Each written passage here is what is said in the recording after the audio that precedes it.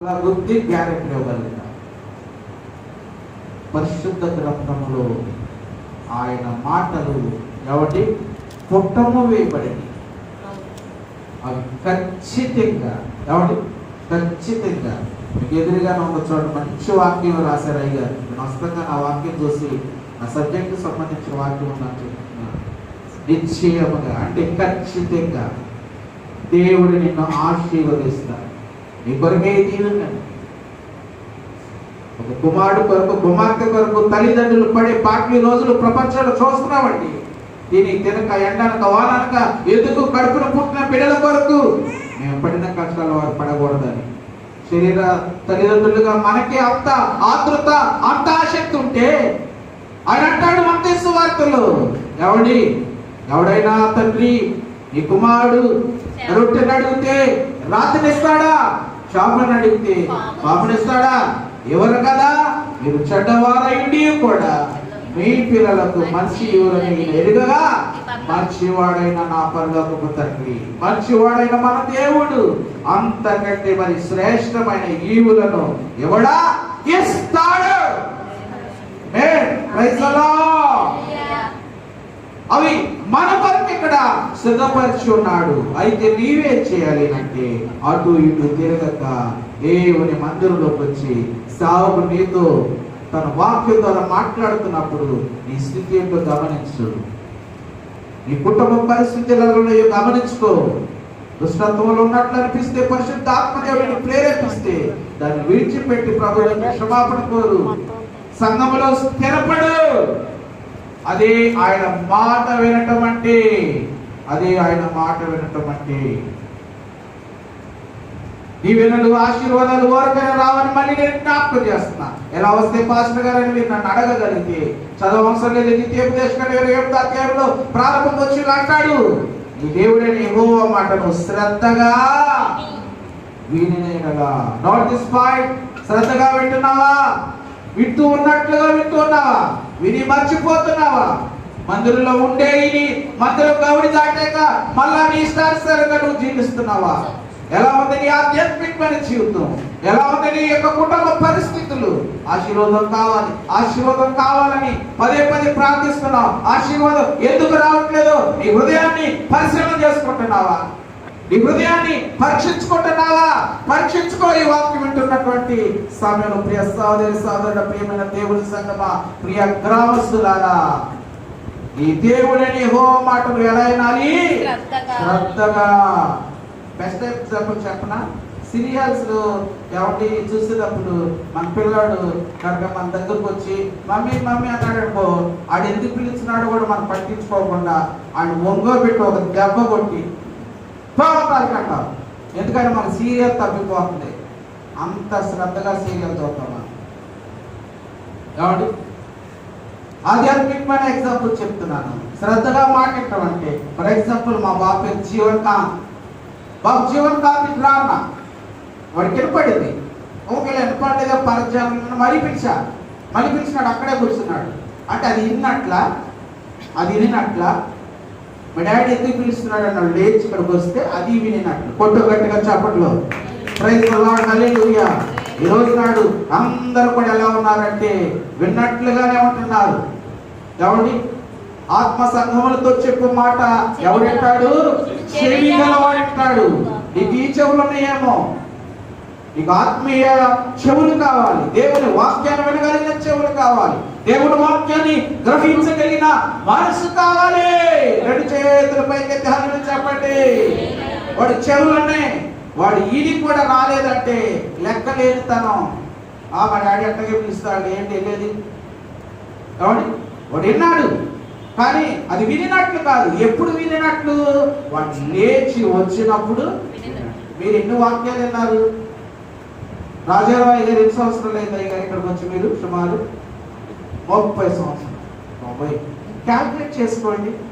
కాబట్టి సింపుల్గా సండే వరకే మనం లెక్కిస్తే నెలకు వచ్చి 4 మెసేజ్లు. సింపుల్గా చెప్తున్నాను. ఏమంటే సంవత్సరానికి 12 నెలలు. ఏమంటే అట్లాగా 4 ఇంటూ 12. ఏమంటే అట్లా 12తో 4 భాగించేకి ఎంత వచ్చిందో దాన్ని మళ్ళీ 30తో భాగించండి. కొన్ని వేల వర్తమానాలు మీరు వింటవచ్చు. కొన్ని వేల వర్తమానాలు లేదా ప్రకటించలేదా? ఒక రోజు నాడు తీర్పులో నిన్ను అడుగుతాడు, తేటితో ఏం చెప్పాడు, నేనేం చెప్పాను, బయట నుండి వచ్చిన స్పీకర్లే చెప్పారు, నువ్వు మర్చిపోవచ్చేవో, నా దేవుడు మర్చిపోయాడు. ఆ వాక్యానికి ఎందుకు నువ్వు లోబడి? ఆ వాక్యాన్ని వెళ్ళలేదంటే కుదరదు. భూమిని ఆకాశాన్ని ఆయన మన మీద సాక్షులుగా పెడుతున్నాడు. అవి నోరు విప్పితే అవి మన పక్షంగా మాట్లాడితే, ఓ మరియమ్మ, ఓ ఇజ్రాయేలు, ఆ రోజు నాడు నువ్వు ఇలా విన్నావు కదా, ఎందుకు అబద్ధం ఆడతావు, వినలేదని అని మన మీద అవి సాక్ష్యాలు చెప్తాయి. జాగ్రత్త. కాబట్టి వినటం అంటే పరధ్యానం అనటం కాదు. వినటం అంటే ఏమండి చూద్దాం అన్నట్లుగా కాదు, దానిని క్రియలో పెట్టాలి. మాట కాదు. ఎవరైతే విన్న మాటని క్రియలో పెడతారో అది కార్య సాధన అవును. 2 చేతులపైకి హల్లెలూయా చెప్పండి. ఇక్కడ ఆయన సన్నిధికి రావాలని చెప్తున్నాడు. ఆయన సన్నిధికి వచ్చినటువంటి మనం ఆయన మాట వినాలని చెప్తున్నాడు. ఆయన మాట సేవకులను చెప్తూ ఉన్నప్పుడు అవి ఏ మాటలు అయ్యాయి అంటే, ఆయనను ప్రేమించి, ఏమండి, ఆయనను సేవించి, ఆయనను వెంబడిస్తూ, ఆయనను నీ పూర్ణ మనసుతో, నీ పూర్ణ బలముతో, నీ యొక్క హృదయాంతరంగముల నుంచి ఆయనను ఆరాధిస్తూ, ఆయన మనకి ఏ ఆజ్ఞలైతే ఇచ్చాడో ఆ ఆజ్ఞలన్నిటినీ కూడానంట మనము పాటించాలంట. 2 చేతులపైకి హల్లెలూయా చెప్పండి.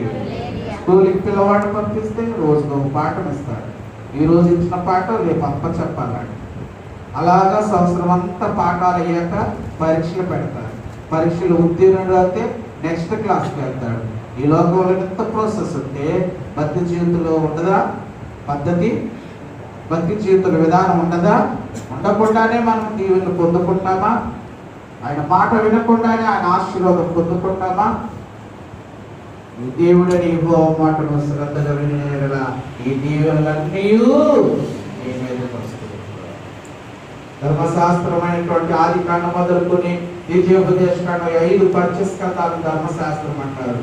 అందులో అనేక పర్యాయాలు ఇశ్రాయేలు దేవుడు తన ఆజ్ఞలను జ్ఞాపకం చేస్తూ వచ్చాడు.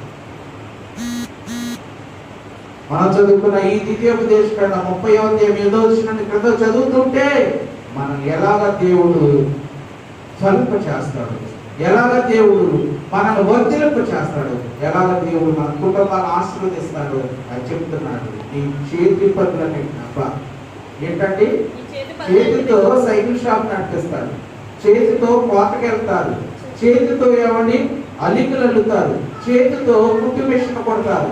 చేతితో చేసే పనులు పురుషులు కానీ స్త్రీలు కానీ ఎన్నుంటాయండి? ఏమండి, చాలా ఉండి ప్రియ దేవుడు పెట్టారా, ఆ ప్రియ దేవుడు పెట్టారా, నువ్వు ఆయన మాటలు శ్రద్ధగా విని నువ్వు చేసేది చిన్న పనైనా సరే దానినంట దేవుడు ఏమండి ఆశీర్వదిస్తానంటాడు. ఈ చేతి పనులన్నిటిలోనూ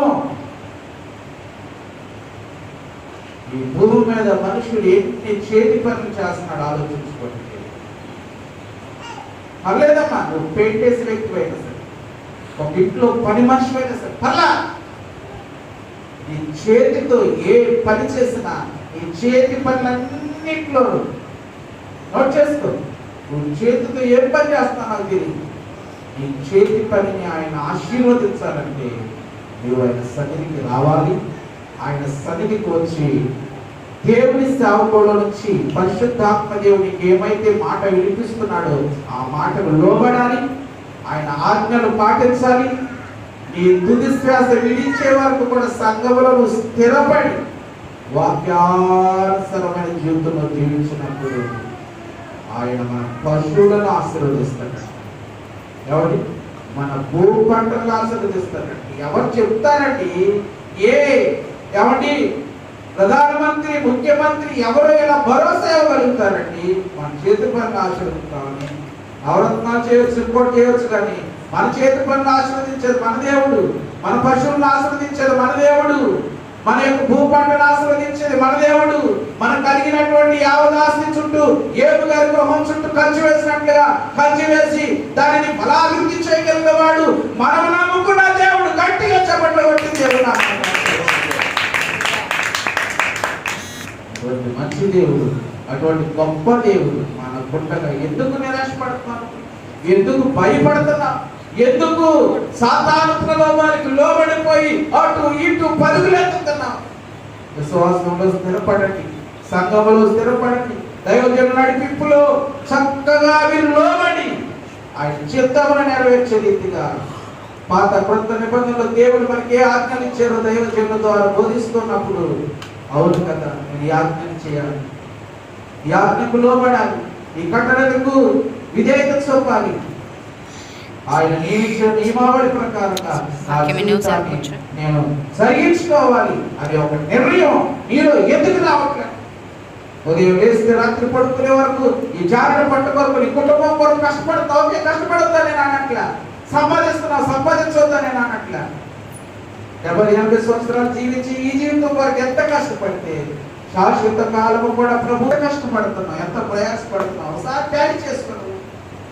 లోకంలో నువ్వు గడిపే గట్లేని, ప్రభులో నువ్వు గడిపే గట్లేని ట్యాలీ చేసుకోవు సార్. దేవుని ఆశీర్వాదాలు వరకు రావాలి. దేవునిలో మనం కష్టపడాలి, సేవలో మనం కష్టపడాలి, దేవుని ఆజ్ఞలను పాటించాలి, వాక్యానుసారంగా జీవించాలి. ఇంకేం చెప్తున్నాడు ముందు చదువుకుని వర్తమాన ముగింపులో తీసుకురావాలనుకుంటున్నాను. చదువు. నీ ధర్మశాస్త్ర గ్రంథమందు వ్రాయబడిన ఆజ్ఞలను కట్టడలను నీవు గాయకొనాలి.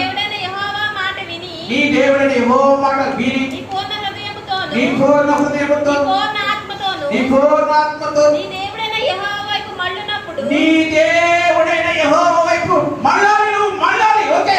యెహోవా నీ పితరులందు ఆనందించినట్లు నీకు మేలు చేయటకు ఓకే నీ యందు ఆనందించి నీ వైపు మళ్ళుతాడు. సోదరుడా, ప్రియ దేవుని సంగమా, ప్రియమైన గ్రామస్తులారా, నువ్వు ఆయన వైపు మళ్ళినప్పుడు ఆయన కూడా నీ వైపు చెప్పులుగా నాని బాబు ఎదురుగా నేను తిరిగితే నాని బాబు పెట్ట మొహం తిప్పుకున్నాడు. బాగుంటుందా? బాగుంటుందా? అప్పుడు నాకు కోపం వస్తుంది. ఒకవేళ దేవుడు కూడా అనగా ఇంట్లో కోపడి నీకు రావాల్సిన దీవెన ఎవరు లేదు. దేవుడు నీ వైపు చూస్తున్నప్పుడు నువ్వు మొక్క తిప్పుకొని పెట్టుకున్నాడు. మనం ఆయన వైపు చూస్తున్నప్పుడు, ఆయన వైపు తిరుగుతున్నప్పుడు ఆయన కూడా మన వైపు తిరుగుతాడు. ఎంత ఆనందం అండి, ఎంత సంతోషం అండి. దేవునిలో అన్వేషణ మనం సంపాదించుకోవాలి. దేవుడు కరుణామయుడు, దేవుడు దయామయుడు, దేవుడు జాలి కలిగినాడు. మానవుడికి ఉన్నంత కఠినత్వానికి లేదు. అనేక సార్లు మనమే ఆయన విడిచిపెట్టి దూరంగా వెళ్ళిపోయినా మనం మాత్రము ఆయన విడిచిపెట్టలేదు. అనేక సార్లు ఆయన చేయని మనం విడిచిపెట్టే కానీ మన చేయి ఆయన విడిచిపెట్టాడు. ఒకవేళ ఆయన చేయమని విడిచిపెట్టుంటే ఈ స్థానంలో ఇప్పుడు ఉండేవాడు కాదు. 3 కరోనాలు దాటి ఇక్కడ మన సజీవులుగా ఉండేవాడు కాదు.